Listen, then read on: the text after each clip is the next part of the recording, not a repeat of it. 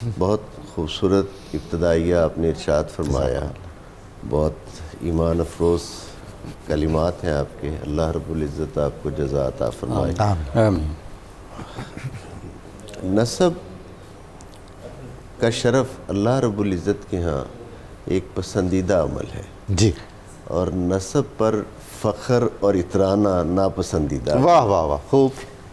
حضور رسالت مآب صلی اللہ علیہ وآلہ وسلم، بلکہ میں اگر یوں کہوں کہ جملہ انبیاء کرام علیہ السلام کو پروردگار عالم نے خاندانی نسب کے اعتبار سے نمایاں شان عطا فرمائی. بے شک. اور اس کی وجہ یہ تھی کہ ان کی پیغمبرانہ دعوت کہیں کسی نسب کی کمزوری کی وجہ سے متاثر نہ ہو، اس لیے انہیں ہر نبی کو ہمیشہ عالی نسب رکھا، عالی نسب پیدا کیا.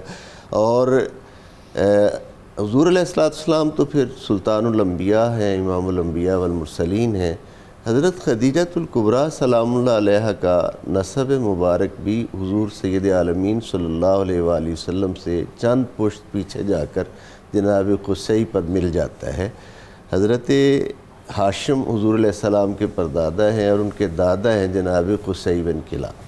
ان پر حضرت خدیجۃ الکبریٰ اور حضور صلی اللہ علیہ وآلہ وسلم کا مبارک نسب جا کر ملتا ہے. گویا وہی پاکیزہ نسب جو آقا صلی اللہ علیہ وآلہ وسلم کو عالی وقار اور عالی شان نسب حاصل ہے، وہی کچھ پشتوں کے بعد ان کا سلسلہ وہاں جا کر یہ اس بات کا اعلان ہے اور غماز ہے کہ حضرت خدیجۃ الکبریٰ کا نسب بھی بہت ہی پاکیزہ تھا. بے شک. اشراف فی قریش میں، جیسے آپ نے کہا، اشراف قریش میں آپ کا شمار، آپ کے بزرگوں کا شمار ہوتا تھا.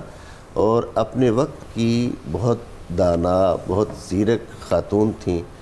اور تجارت کے حوالہ سے دیکھیں تو اپنے وقت کی سب سے بڑی امپورٹر اور ایکسپورٹر تھیں. مکہ مکرمہ کو چونکہ عرب میں ایک مرکزی حیثیت حاصل تھی، پورے عرب سے کارواں آتے جاتے تھے، تو اس حوالہ سے حضرت خدیجۃ الکبریٰ سلام اللہ علیہ کو یہ پوری معرفت اور پہچان تھی کہ کس علاقے سے کون سی چیز اچھی آ سکتی ہے اور کس چیز کی اس علاقہ والوں کو ضرورت ہے.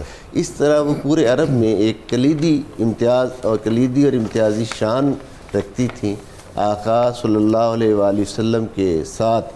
یہ بہت اہم بات ہے کہ میرے آقا اگر طیب و طاہر ہیں تو حضرت خدیجۃ الکبریٰ بھی عرب کے اس بدترین معاشرہ میں یقیناً کچھ شخصیات ایسی تھیں جو شریعت ابراہیمی پر بھی اور مکارم اخلاق کی بھی اعلیٰ منزل پر فائز تھا. ان میں حضرت خدیجۃ الکبریٰ سلام اللہ علیہ کا شمار ہوتا ہے.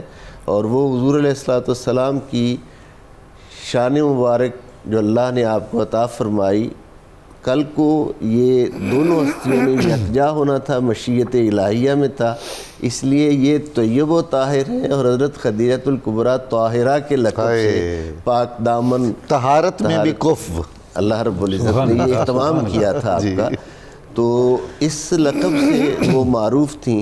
اب ایک ایسی بڑی شخصیت جس کا ملکۃ العرب کے حوالہ سے کہ عرب کی شہزادی، کیا لقب ہے، یعنی یہ لقب ہو اور جو متعارف ہو، اور عرب کا یقیناً قریش کے بڑے بڑے لوگ جو تھے وہ ان کے خواہش مند تھے، لیکن وہ پاکیزگی کردار کے حوالہ سے ایک ہستی کی منتظر تھیں، متلاشی تھیں.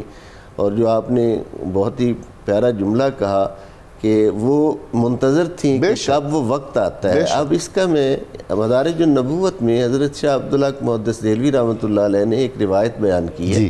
وہ فرماتے ہیں کہ انہوں نے کچھ عرصہ پہلے یہ خواب دیکھا تھا کہ آسمانی آفتاب اترتا ہے اور ان کی آغوش میں آ جاتا ہے. سبحان اللہ. انہوں نے ورقہ بن نوفل اپنے کزن سے، چچا زاد سے جو الہامی کتابوں کے عالم تھے، پوچھا کہ اس خواب کی تعبیر کیا ہوگی. تو انہوں نے کہا کہ عنقریب مکہ میں بنو اسماعیل سے ایک نبی کا ظہور ہونا ہے، اور اس کی تعبیر مجھے یہ لگتی ہے کہ وہ آپ سے نکاح کریں گے. سبحان اللہ. اللہ رب العزت نے آپ کو یہ شرف عطا کرنا ہے. بس اس کے بعد پیغام نکاح آتے رہے اور خدیجہ ان کو رد کرتی رہی. وہ اس انتظار میں تھیں کہ کب وہ آفتاب، وہ شان والی، عظمت والی ہستی جو ہے وہ ظاہر ہو. اب یہ اعلان نبوت اور اظہار نبوت سے 15 برس پہلے جب 25 برس کی عمر ہے تو مال تجارت کے لیے بھی وہ رغبت دلاتی ہیں کہ تجارتی قافلہ شام کی طرف جا رہا ہے، یعنی انہیں وہ خصوصیات نظر آ رہی تھی کہ جس ہستی کی میں منتظر اور متلاشی ہوں، مکہ میں اگر کوئی شخصیت اس کردار کی حامل ہے، اس کردار کی حامل ہے، اس عظمت کردار کی کوئی شان رکھنے والا ہے، نوجوان ہے، تو وہ جناب محمد مصطفیٰ صلی اللہ علیہ وآلہ وسلم ہے۔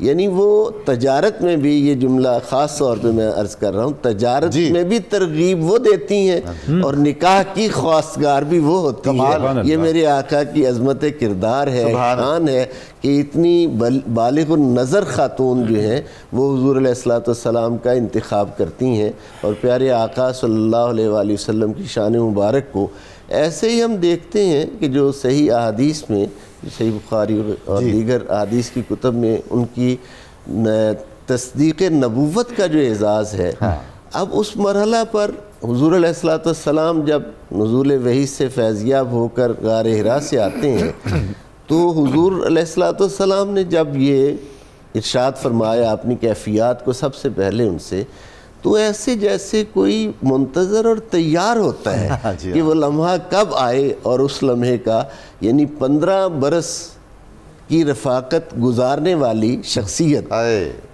میں توجہ چاہوں گا اپنے تمام سننے والوں کی کہ میں اجلا لباس پہن کے سنور کے باہر آ گیا، میری مجلسی زندگی بہت خوبصورت، دوست احباب کہیں بہت اچھا بہت اچھا، اہلیہ وہ ہوتی ہے، لائف پارٹنر وہ ہوتی ہے جو انسان کی زندگی کی خامیوں کی بھی گواہ ہوتی ہے، وہ چشمدید ہوتی ہے۔